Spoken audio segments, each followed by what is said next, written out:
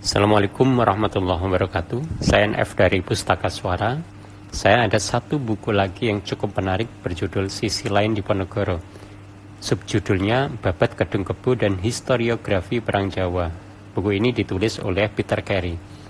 Bagaimana tentang buku ini? Nah, kita coba untuk mengulasnya secara sekilas.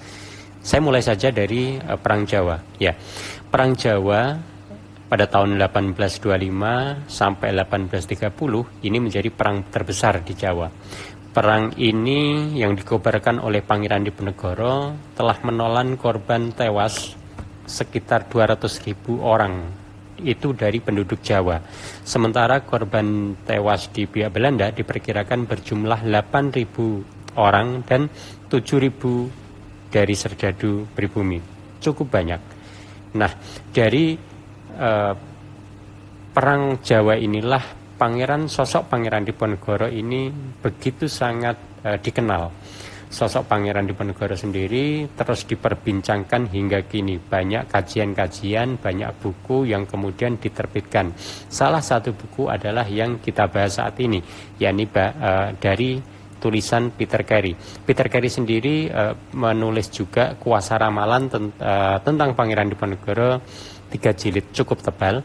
Nah, sosok Pangeran Diponegoro ini banyak sekali fakta-fakta yang diungkap ke publik. Siapa sih Pangeran Diponegoro? Bagaimana perang itu terjadi dan lain sebagainya dan lain sebagainya. Akan tetapi banyak pula fakta-fakta yang kemudian jarang diungkap ke publik. Ya, minimal itu banyak masyarakat yang belum mengetahui. Lalu apa hubungannya dengan buku ini? Nah, itu yang ingin saya ungkap. Jadi buku Sisi Lain Diponegoro ini adalah bagaimana melihat sosok Diponegoro bukan sebagaimana yang diasumsikan atau yang dipersepsikan oleh publik secara umum. Jadi ada babat Kedung Kebu yang diungkap atau yang dijelaskan oleh Peter Carey dalam buku ini, itu punya banyak persepsi tentang Pangeran Diponegoro dan fakta-fakta tersembunyi atau fakta-fakta lain tentang pangeran. Jadi babat Kedung Kebu ini memang tidak terlalu populer dibanding dengan babat-babat lain, seperti babat Diponegoro yang merupakan babat autobiografi yang ditulis oleh sang pangeran sendiri, yakni ketika berada di pengasingan. Nah, untuk lebih simpelnya, saya coba untuk membuat pointer. Jadi ada 3 kelompok babat yang mengulas tentang Pangeran Diponegoro. Yang pertama adalah babat Diponegoro, yakni yang ditulis oleh sang pangeran sendiri dan kerabatnya, seperti putra sulungnya yaitu Pangeran Diponegoro Muda. Jadi buku ini ditulis oleh sang pangeran dan anak sulungnya. Babat ini ditulis atau didiktekan di Manado dalam kurun waktu 9 bulan. Tepatnya 13 November 1831 sampai 3 Februari 1832. Buku ini atau babat ini cukup panjang, yaitu sampai 1151 halaman. Babat ini mengisahkan tentang sejarah Jawa dan riwayat sang pangeran sendiri hingga sampai ke pengasingan. Jadi mulai bagaimana sejarah Jawa, lalu bagaimana sang pangeran itu dilahirkan sampai ke perjuangannya di Perang Jawa dan sampai ke pengasingan. Buku ini ditulis atau babat ini ditulis dalam huruf pegon berbahasa Jawa tapi menggunakan aksara Arab. Dan ini kalau di dunia pesantren sangat akrab, yakni tulisan-tulisan pegon, yaitu bahasa Jawa dengan menggunakan aksara Arab. Nah, yang kedua ini adalah babat Kedung Kebu, sebagaimana subjudul di buku ini. Jadi babat Kedung Kebu ini ditulis oleh atau diprakarsai oleh Raden Adipati Cokronegoro I. Jadi Adipati Cokronegoro ini menjabat sebagai Bupati pertama Purworejo tahun 1831-1856, yakni setahun setelah Pangeran Diponegoro berhasil ditaklukkan atau Perang Jawa berakhir. Babat Kedung Kebo ini kemungkinan ditulis pada awal 1840-an dan satu salinannya ada di perpustakaan Universitas Leiden. Sementara Cokronegoro sendiri itu merupakan salah satu lawan Diponegoro di daerah Bagelen.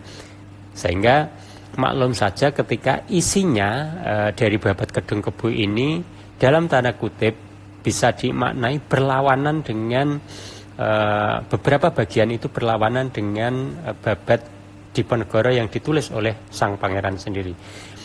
Babat yang ketiga itu adalah babat-babat Yogyakarta maupun Surakarta yang ditulis oleh para pujangga keraton.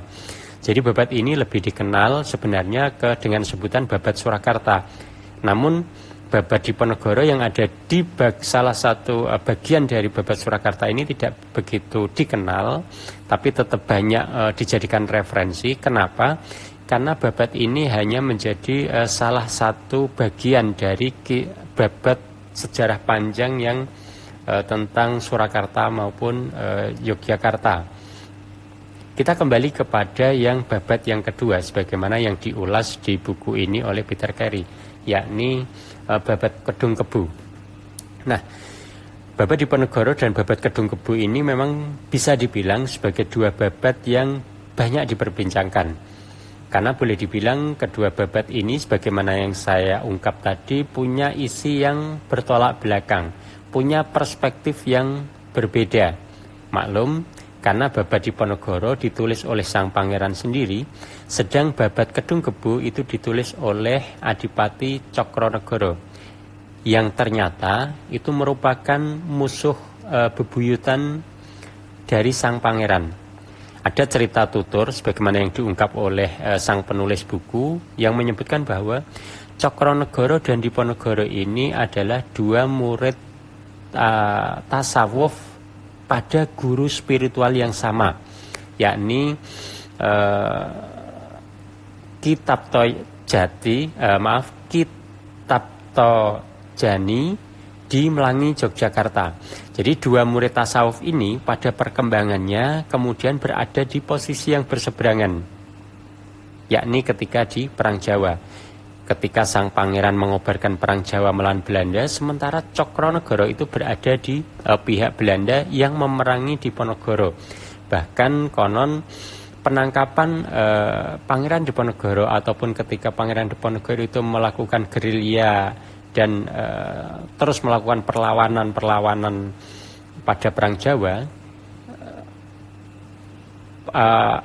kontribusi dari Cokronegoro, informasi-informasi yang diperoleh oleh Cokronegoro yang diberikan kepada Belanda itu cukup membantu Belanda untuk bagaimana menyikapi perlawanan dari Pangeran Diponegoro ini. Nah, kita tahu kalau di Babat Diponegoro ini mungkin beberapa bagian yang kita bisa melihatnya pada sisi-sisi yang berseberangan. Di Babat Diponegoro yang ditulis oleh sang pangeran, itu sang pangeran menggambarkan dirinya sebagai Arjuna atau Janaka. Mungkin Anda yang menyukai dunia pewayangan akan sangat paham bagaimana Arjuna ini adalah di Perang Baratayuda adalah Pandowo yang berperang melawan Kurawa. Artinya musuhnya yaitu Belanda itu digambarkan sebagai Kurawa. yakni ketika Pangeran Diponegoro menggambarkan dirinya sebagai Arjuna atau Pandawa, maka musuhnya itu adalah Kurawa. Nah, uniknya berseberangan dengan ini, di Babat Kedung Kebo itu Cokronegoro membuat penggambaran yang sebaliknya. Pangeran Diponegoro oleh Cokronegoro itu digambarkan sebagai Suyudana atau kadang orang menyebut Duryudana, yang tentu saja dia adalah berada di pihak Kurawa. Sedangkan Cokronegoro sendiri itu menggambarkan dirinya di babatnya itu sebagai Raden Setyaki atau Bima Kunting. yakni ini tokoh wayang yang memiliki kesaktian yang hampir sama dengan Bima, dan ia membantu Pandawa memerangi Kurawa. Kita tahu betapa banyak tampak perbedaan dari dua tokoh satu guru tasawuf ini. Yang keduanya akhirnya menulis babat, isinya yang berbeda. Keduanya berada di kutub yang sangat berbeda. sama-sama menulis babat dengan perspektif berseberangan. Cokronegoro melihat Diponegoro dalam perjuangannya itu dihinggapi nafsu kekuasaan dan tidak ikhlas. Itulah yang versi Cokronegoro membuat sang pangeran gagal dalam Perang Jawa. Soal keikhlasan perjuangan. Karena bagi Pangeran Diponegoro itu dia semacam ratu adil sebagaimana yang diungkapkan oleh Raja Jayabaya. Namun bagi Cokronegoro tidak, bahwa Pangeran Diponegoro itu bukan ratu adil.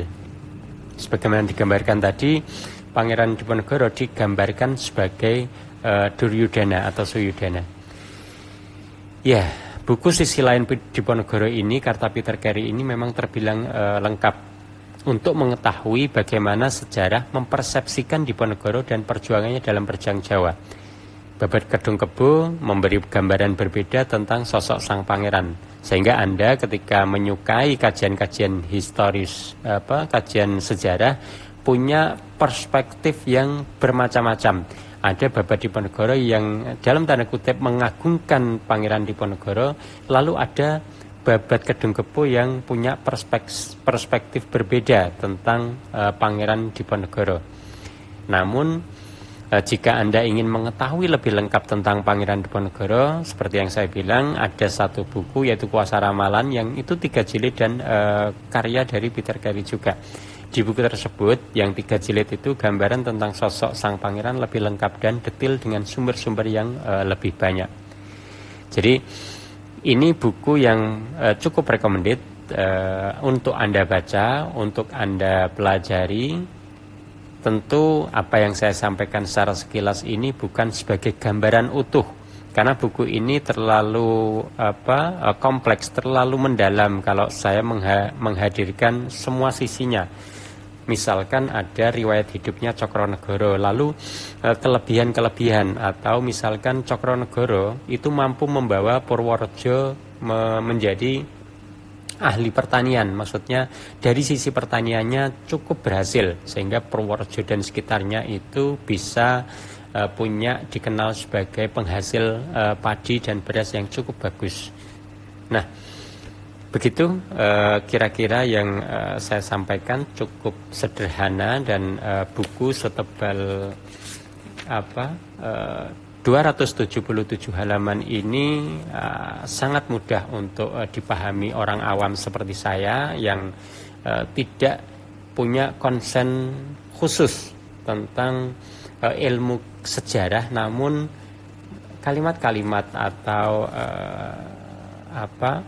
ungkapan-ungkapan yang diberikan oleh Peter Carey itu cukup membantu untuk menghayati, untuk mengetahui bagaimana gambaran-gambaran Cokronegoro tentang Diponegoro.